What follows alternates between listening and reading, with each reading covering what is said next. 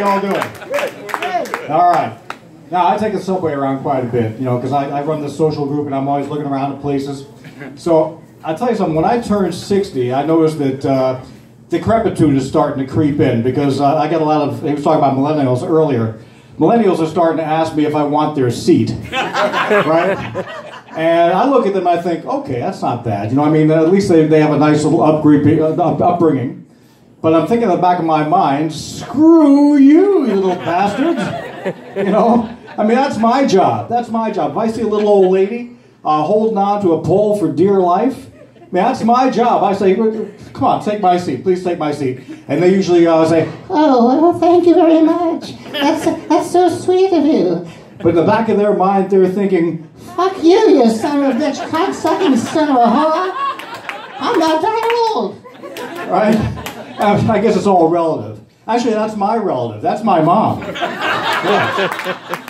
Anyway, you know, health is actually the most important thing when you get a little bit older, right? Because that's everything. I started walking the Danforth about 4 or 5 miles every day, and just to get my cardio going and get in better shape.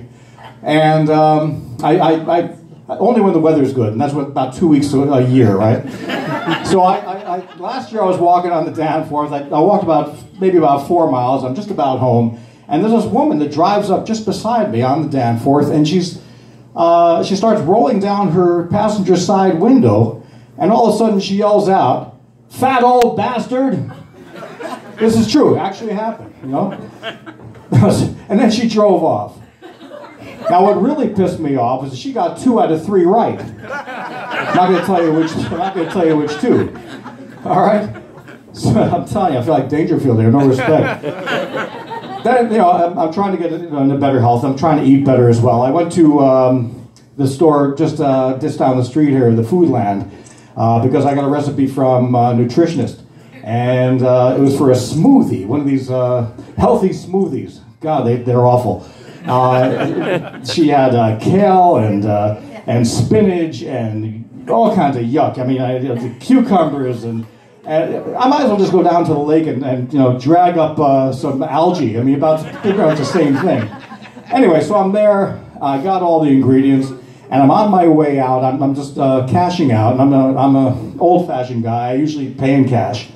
And I noticed there's a guy standing in the doorway. And he's a street person. I don't know what you want to call him. He's basically a bum. And he's out there, and he's looking at me while I'm cashing out. And he sees that I'm getting change. So he figured that's his opportunity. So he's there, and he said, "Hey, buddy, give me a change. I need some change. Can you give me a change?" And I said, "You know, just leave me alone." He said, "I seen you. I see you got change. I seen you." And I wanted to correct his English, first of all. But I said, "I seen you." And I said, "Come on, man, who do you think I am? What do I look like, Santa Claus? Matter of fact, you do, you fat old bastard." And word's getting around on the Danforth. Anyway, so a couple of years ago, I had some health issues. Actually, a lot of you know me already, and I started getting some very close to getting a heart attack. I walked maybe a couple of blocks, and I started getting chest pains. I said, you know, something's got to be done about this. And so I went to a doctor. Most of my doctors have died because I'm 63 years old, right? So I was lucky enough to find a brand new doctor. And he was very thorough. He got me into his office, and he said, "Okay, I'm going to get you down for some blood work, and we're going to get you in for a electrocardiogram." So sent me down to a place, and they started with the electrocardiogram. They put all these electrodes on my chest and my stomach. There were like 15 electrodes. They're like they're basically nipples for robots, okay, and very sticky. And they plugged me in. Put the machine on and monitored my heart for about 15 minutes, and then they took it out. And then the nurse came around. And she started taking off one of the electrodes. And so, I mean, I'm a hairy guy, and it was all of a sudden it was like the Steve Carell moment in the 40-Year-Old Virgin. I said, you know, "Kelly Clarkson." I said, no, don't do that. So I said, "Don't worry about it. What I'm going to do is I'm going to take it. I'll walk out of here with it, and I'll take care of it on my own later on."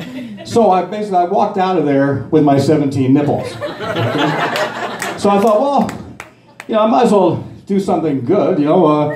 So I went down to the Toronto Humane Society and I adopted 17 puppies. Oh man, they love me. They couldn't get enough of me.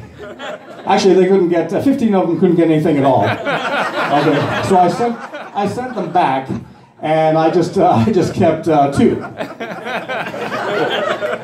Fantastic. Now, the only problem is, you fast forward two years, and they're Rottweilers, and they're 150 pounds each. Okay, so now I'm scared shitless to take my shirt off in front of them. All right, where do I go from here? I know I'm getting close to time. Okay, so you know what? I think I'm going to end this right here, right now, because I've got a lot of stuff, and if I whip it out, you don't want me to do that. Then you'll be in big trouble. Anyway, here she is, Sandra Bottolini. Thank you so much.